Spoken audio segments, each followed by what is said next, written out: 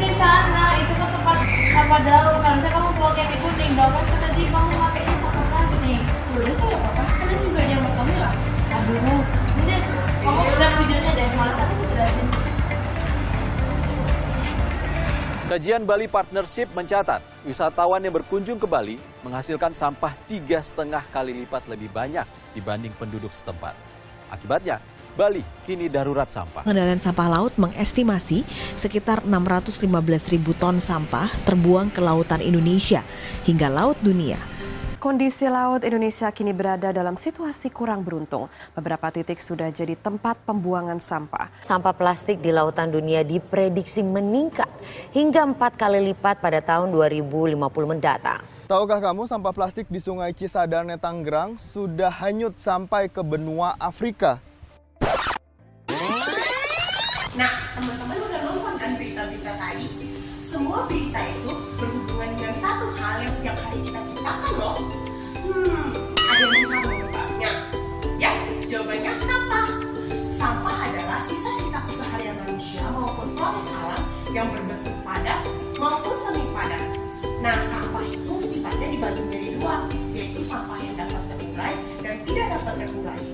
Sampah juga digolongkan menjadi beberapa jenis loh. Ada sampah anorganik, sampah organik, sampah residu, sampah B3, dan sampah kertas. Sampah anorganik adalah jenis sampah yang terdiri dari bahan-bahan yang tidak berasal dari organisme hidup. Sampah anorganik tidak mudah membusuk dan sulit terurai. Contohnya seperti kaleng dan plastik.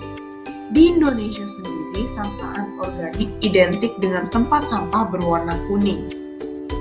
Sampah organik adalah sampah yang berasal dari sisa makhluk hidup yang mudah terurai secara alami tanpa proses campur tangan manusia untuk dapat terurai. Contohnya seperti sisa makanan dan buah busuk. Di Indonesia, sampah organik identik dengan tempat sampah berwarna hijau.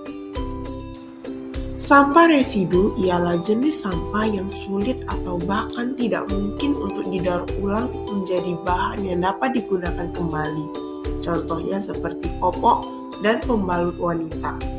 Di Indonesia, sampah residu identik dengan tempat sampah berwarna abu-abu. Sampah B3 adalah suatu buangan atau limbah yang sifat dan konsentrasinya mengandung zat yang beracun serta berbahaya, sehingga secara langsung maupun tidak langsung dapat merusak lingkungan, mengganggu kesehatan, dan mengancam kelangsungan hidup manusia serta organisme lainnya. Contohnya seperti baterai. Di Indonesia, sampah B3 identik dengan tempat sampah berwarna merah. Sampah kertas merupakan jenis sampah yang dapat dipilah secara khusus dalam wadah tempat sampah berwarna biru. Pemilahan sampah kertas berguna untuk memudahkan proses daur ulang kertas. Contohnya yaitu karton, potongan kertas, pamflet, bungkus kemasan berbahan kertas, dan buku. Nah, ternyata sampah yang kita hasilkan setiap hari punya dampak negatifnya loh. Yang pertama, sampah yang kita hasilkan dapat menyebabkan banjir hingga longsor. Yang kedua, sampah juga bisa menyebabkan pencemaran udara. Yang ketiga, sampah juga bisa menyebabkan kerusakan ekosistem yang ada di laut. Yang keempat, sampah juga bisa menjadi sarang penyakit yang dapat menimbulkan masalah.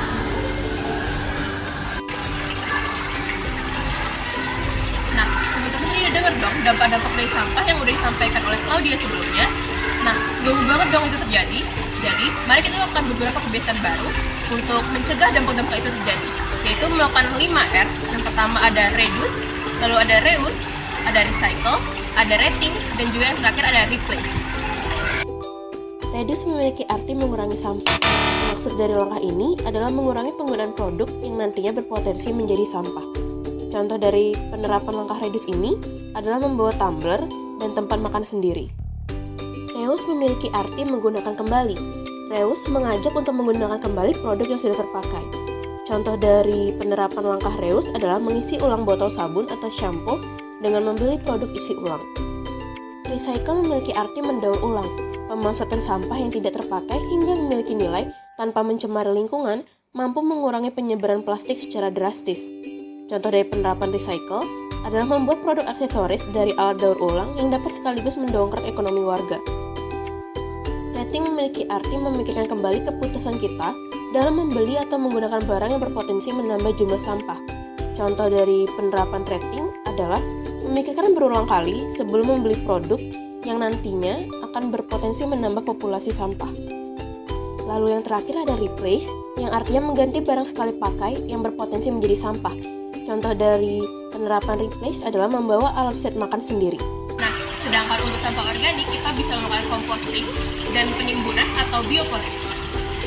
Composting adalah sebuah program untuk mengolah sampah organik menjadi pupuk tanaman dengan mencampurkan sampah-sampah dapur seperti sayur-sayuran, buah-buahan, dan sampah yang dapat membusuk lainnya, ditambah dengan serbuk kayu atau daun-daunan kering.